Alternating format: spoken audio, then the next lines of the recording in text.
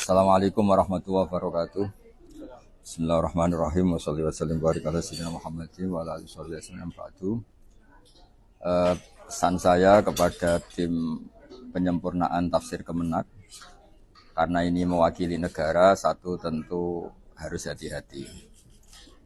Kedua, fakta bahwa beberapa penafsiran yang beredar di Indonesia ketika ada banyak perbedaan, tentu orang akan merujuk ke Kemenak. Jadi saya mohon tim lebih hati-hati, lebih jaga validitas data, otentik, komprehensif.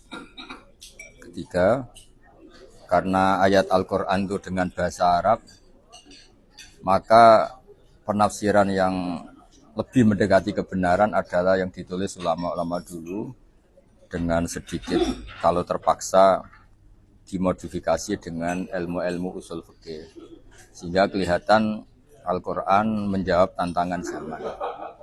Misalnya wadarul ba' mungkin artinya ketika sudah mulai adzan Jumat tinggalkanlah perdagangan. Tentu maksudnya perdagangan adalah semua yang mengganggu datang ke masjid atau ke Jumatan, sehingga kata ba' itu memasukkan kullasyahilin anil Jum'ah. Itu juga penting sehingga nanti semua ayat-ayat yang menyebut satu kasus kita bisa mengkiaskan, menganalogikan dengan kasus-kasus yang lain, sehingga Quran benar-benar hudal linnas, benar-benar syifa, benar-benar obat. Yang terakhir, kita harus menekankan ayat-ayat yang mengarah ke moderasi Islam atau ke toleransi. Misalnya ayat wa in janahu lisalmi fajnalaha wa tawakkal 'ala Allah. La yanhaakum wa 'anil ladzina lam yuqatilukum fid-din wa lam yukhrijukum min diyarikum an tabarruhum wa tuqsitu ilaihi. Daripada kita moderasi tanpa basis dalil, mendingan moderasi dengan basis dalil sehingga hidup kita tetap religi, meskipun bersama dengan itu menjaga kemajmukan, menjaga kebinekaan. Selama ini ketentraman Indonesia adalah dipandu misalnya oleh ayat lakum dinukum waliyadin, ayat-ayat wa in janahu lisalmi fajnalaha wa tawakkal 'ala Allah. Kalau mereka suka damai ya kita harus suka damai.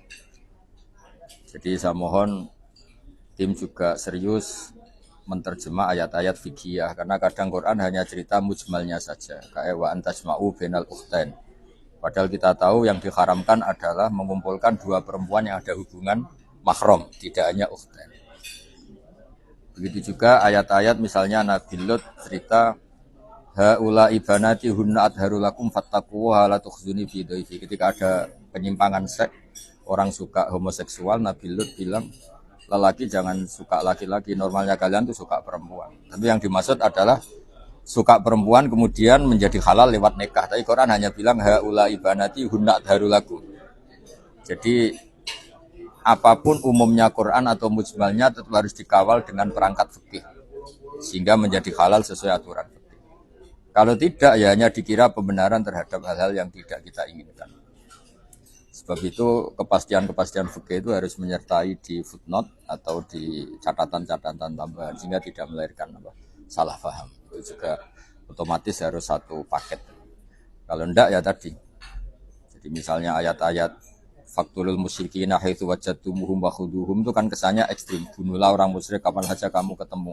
Itu di tafsir Syekh Nawawi al musyrikina khosotan, yang ada kasus tertentu. Mereka merangi kita, mereka jadi tetap merujuk qatilul ladzina yuqatilunakum. Udina lil ladzina yuqatalun, yang dibolehkan itu posisi yuqatalun. Kita diperangi kita.